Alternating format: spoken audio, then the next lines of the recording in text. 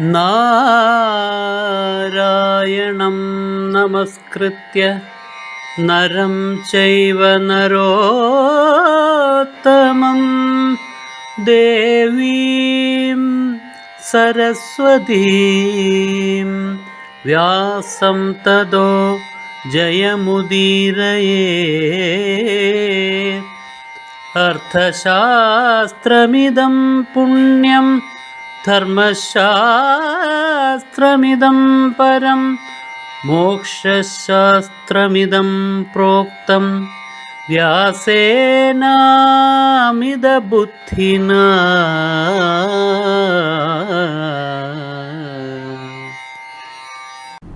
നമസ്കാരം പ്രിയമുള്ളവരെ, ഗീതാഭാരതത്തിൻ്റെ ചർച്ചാ ക്ലാസ് ഇവിടെ ആരംഭിക്കുകയാണ്. എല്ലാവർക്കും സന്തോഷപൂർണമായ സ്വാഗതം.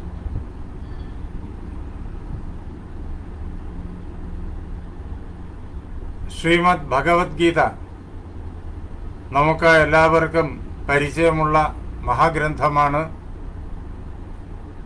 ഭാരതീയ വേദാന്തത്തിൻ്റെ സാരസർവസ്വം ശ്രീമദ് ഭഗവത്ഗീതയിൽ അടങ്ങിയിരിക്കുന്നു.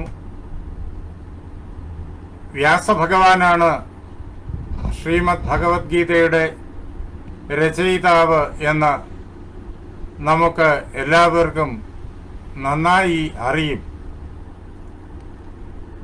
ശ്രീമദ് ഭഗവത്ഗീതയാണ് അദ്ദേഹം ആദ്യം തൻ്റെ മനസ്സിൽ സൃഷ്ടിച്ചത്.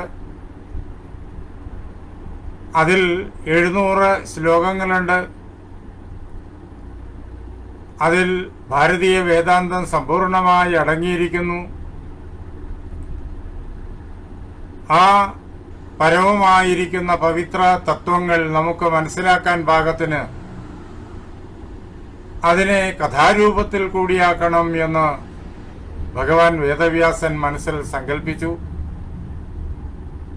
അങ്ങനെയാണ് അനേകം കഥാപാത്രങ്ങളും കഥാസന്ദർഭങ്ങളും ഒക്കെ അടങ്ങിയ ഈ ലോകത്തിലെ ഏറ്റവും വിപുലമായ ഇതിഹാസ കാവ്യം മഹാഭാരതം പിറക്കുന്നത്.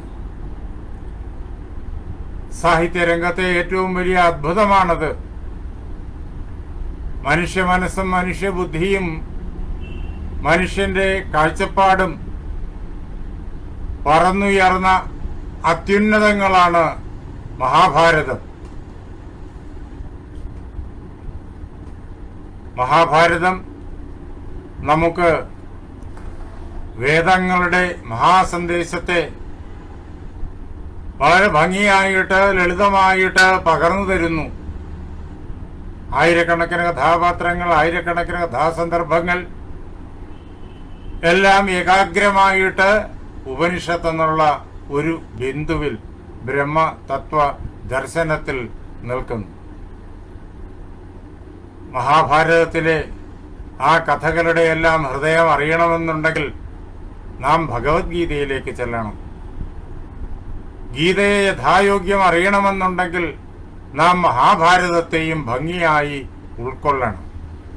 അതിനു വേണ്ടിയിട്ടുള്ളതായ പരിശ്രമമാണ് ഗീതാഭാരതം എന്നുള്ളതായ ഈ ചർച്ചാ ക്ലാസ്സിലൂടെ നാം ചെയ്തുകൊണ്ടിരിക്കുന്നത്.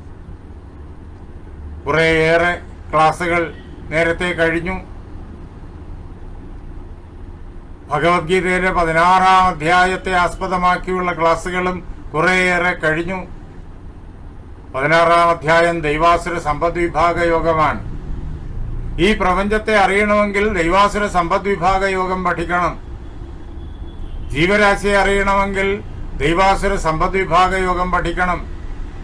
മനുഷ്യ പ്രകൃതിയെ അറിയണമെങ്കിൽ ദൈവാസുര സമ്പദ് വിഭാഗ യോഗം പഠിക്കണം. അതേപോലെ തന്നെ ഇതര ജീവജാലങ്ങളുടെ സ്വഭാവത്തെ, അവയുടെ പ്രവർത്തന രീതികളെ, അതിന്റെ ഫലങ്ങളെ ഒക്കെ അറിയണമെങ്കിലും ദൈവാസുര സമ്പദ് വിഭാഗ യോഗം പഠിക്കണം. അതാണ് മഹാഭാരതത്തിൽ നാം നേരിട്ട് വിവിധ കഥകളിലൂടെ, കഥാസന്ദർഭങ്ങളിലൂടെ കാണുന്നത്. ദ്വൗ ഭൂതസർഗോ ലോകേസ്മിൻ ദൈവം അസുരയേവ ച. വളരെ സ്പഷ്ടമായിട്ട് ഗീതയിലെ 16-ാം അധ്യായത്തിൽ ഭഗവാൻ പറയുന്നു, വേദവ്യാസൻ, ഈ പ്രപഞ്ചത്തിൽ ജീവരാശിയുടെ സൃഷ്ടി ജീവനില്ലാത്ത പദാർത്ഥങ്ങളുടെ സൃഷ്ടിയും രണ്ട് പ്രകാരത്തിലാണ്. ദൈവീ സമ്പത്തോടുകൂടിയവർ, ആസുരി സമ്പത്തോടുകൂടിയവർ. ഈ രണ്ട് പ്രകൃതങ്ങൾ എല്ലാറ്റിനുമുണ്ട്. അവയുടെ അളവുകളിൽ ഏറ്റക്കുറച്ചിൽ ഓരോ ജീവിയിലും വരും എന്ന് മാത്രമേ ഉള്ളൂ. ഇതില്ലാത്തത് ഒന്നും തന്നെയില്ല. അത് ഓരോന്നും അനേക ശാഖോപശാഖകളായിട്ട് പിരിയുന്നു. ഇതിൽ ദൈവീ സമ്പത്തിനെ നാം അടുത്ത് കണ്ടു. അഭയം, സത്വസംശുദ്ധി, ജ്ഞാനയോഗ വ്യവസ്ഥിതി എന്നിങ്ങനെ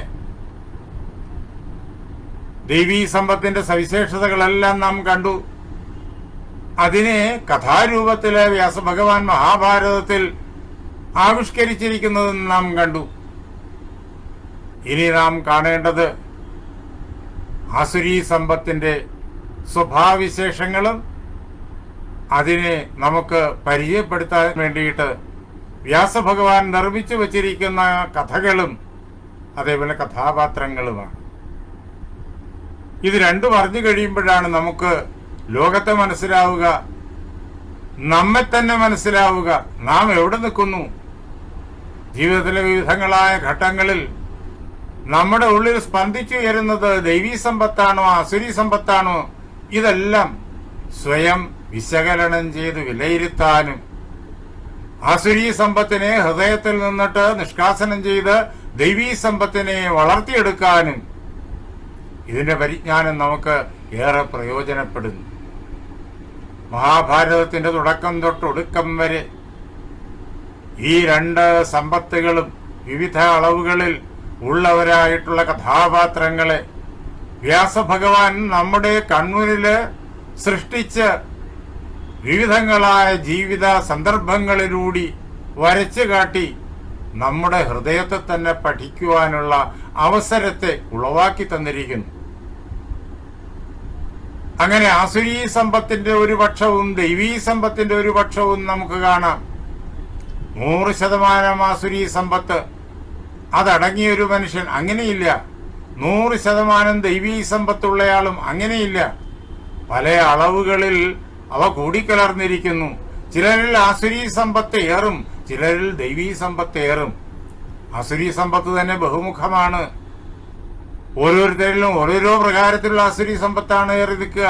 ഇതേപോലെ തന്നെ ദൈവീ സമ്പത്തും ബഹുമുഖമാണ്. അതിന്റെ കുറെ മുഖങ്ങളെയാണ് നമ്മൾ പരിചയപ്പെട്ടത്. അതിലൂടെ ബാക്കിയെല്ലാം നമുക്ക് അറിയാനായി കഴിയും.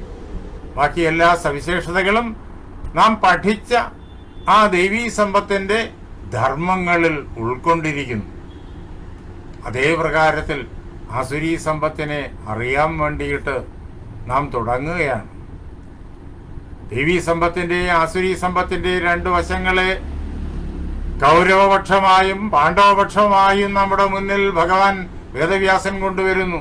ദൈവീ സമ്പത്തിന്റെ മനോഹരമായ ചിത്രമാണ് പാണ്ഡവപക്ഷത്തിലൂടെ വ്യാസഭഗവാൻ അവതരിപ്പിക്കുന്നത്. ആസുരീ സമ്പത്തിന്റെ നമുക്ക് എളുപ്പത്തിൽ മനസ്സിലാകുന്നതായ ചിത്രമാണ് കൗരവ പക്ഷത്തിലൂടെ ഭഗവാൻ വേദവ്യാസൻ അവതരിപ്പിച്ചിരിക്കുന്നത്. അവ നമുക്ക് ഇവിടെ ഇനി സൂക്ഷ്മമായി ആസുരീ സമ്പത്തിന്റെ ഓരോ ധർമ്മത്തെയും അപഗ്രഥിച്ചുകൊണ്ട് നേരിട്ട് മനസ്സിലാക്കാം. അതിനു വേണ്ടുന്ന വകയെല്ലാം വ്യാസഭഗവാൻ ഇതിനകത്ത് നമ്മോടുള്ള കാരുണ്യം കൊണ്ട് ഒരുക്കി തന്നിരിക്കുന്നു. നാം അറിയേണ്ടത് വളരെ വ്യക്തമായി ഇതിൽ നിന്ന് തിരിച്ചറിയുന്നു. ആസുരീ സമ്പത്തിന്റെ ധർമ്മങ്ങൾ എന്തൊക്കെയാണ്? ദംഭോ ദർപ്പോ അധിമാനശ്ച ക്രോധ പാരുഷ്യമേവ ച അജ്ഞാനം ച അഭിജാതസ്യ പാർത്ഥ സമ്പദമാസുരീം. അല്ലയോ പാർത്ഥ, അല്ലയോ അർജുന, ഭഗവാൻ കുരുക്ഷേത്രത്തിലെ വടക്കളത്തിൽ വെച്ച് അർജുനന് കൊടുക്കുന്ന ഉപദേശത്തിന്റെ രൂപത്തിലാണല്ലോ ഭഗവത്ഗീത ഭീഷ്മപർവത്തിൽ നിബന്ധിതമായിരിക്കുന്നത്. അതുകൊണ്ട് അർജുനനെ സംബോധന ചെയ്തുകൊണ്ടാണ് അദ്ദേഹത്തിന്റെ വാക്കുകളെല്ലാം. ആ അർജുനൻ ആരാണ്? കുന്തിയുടെ മകൻ, ലോകം കണ്ട വില്ലാളികളിൽ ഒന്നാമത്തെയാൾ. അതാരാണ് എന്ന് നാം കുറെ കൂടി ശ്രദ്ധയോടെ അന്വേഷിച്ചാൽ മനസ്സിലാകും. വേറെ ആരുമല്ല, നാം തന്നെയാണ് പാർത്ഥൻ. നമ്മോടാണ് ഭഗവാൻ സംസാരിക്കുന്നത്. പ്രപഞ്ചത്തിന്റെ മുഴുവൻ ആദികാരണമായിരിക്കുന്ന ഭഗവാൻ, നിർഗുണ നിരാകാര ബ്രഹ്മം, അതാണ് ഭഗവാൻ ശ്രീകൃഷ്ണനായി ഇങ്ങനെ സഗുണ സഹകാര രൂപത്തില് നമ്മുടെ മുന്നിൽ നിൽക്കുന്നത്. അദ്ദേഹം യോഗേശ്വരനായി നിന്നിട്ടാണ് സംസാരിക്കുന്നത്. ഞാൻ ബ്രഹ്മം തന്നെയാണെന്നുള്ള ആ അനുഭവത്തിൽ നിന്ന് തെല്ലും മാറാതെ അദ്ദേഹം നമുക്ക് ഇതെല്ലാം വ്യക്തമായി പറഞ്ഞു തരുന്നു. നമുക്ക് അദ്ദേഹത്തെ കാണാം കണ്ണുകൊണ്ട്. അതിനു വേണ്ടിയിട്ട് അദ്ദേഹം രൂപത്തെ സ്വീകരിച്ചിരിക്കുന്നു, ദേവകീ നന്ദനായിട്ട്.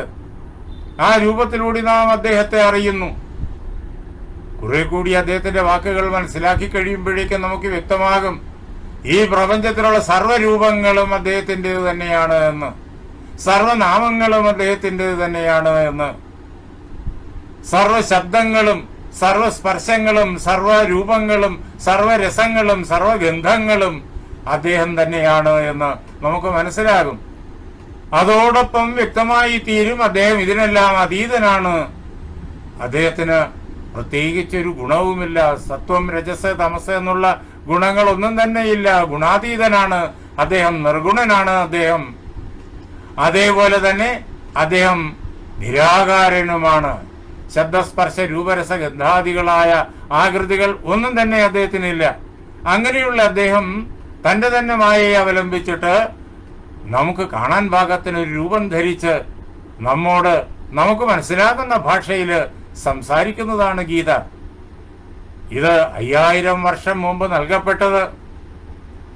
അതിനെത്രയോ ലക്ഷക്കണക്കിന് വർഷങ്ങൾക്കപ്പുറത്ത് ഉപനിഷത്ത് രൂപത്തില് ഭഗവാനാൽ തന്നെ പ്രകാശിപ്പിക്കപ്പെട്ടത്. ഇപ്പോൾ ഗീത ഉപദേശിച്ച് 5000 വർഷം കഴിഞ്ഞതിന് ശേഷവും ആ ഗീതോപദേശം നമ്മുടെ ഹൃദയത്തിൽ നടന്നുകൊണ്ടേയിരിക്കുന്നു. ഭഗവാൻ നമ്മുടെ ഹൃദയത്തിൽ തെളിഞ്ഞു നിന്ന് നാമാകുന്ന പാർത്ഥനെ ഉപദേശിക്കുന്നു.